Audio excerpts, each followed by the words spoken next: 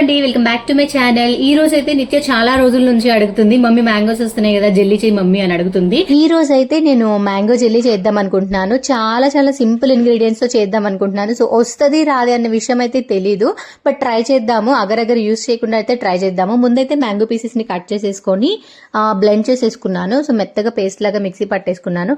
కొంచెం water add చేసేసి ఒక బాండిలో వేసేసానండి. తర్వాత కొంచెం షుగర్ వేసేసుకున్నాను. ఒక 3 టేబుల్ స్పూన్స్ షుగర్ వేసేసి షుగర్ మెల్ట్ అయ్యేంత వరకు కూడా ఒకసారి కలిపేసుకోవాలి.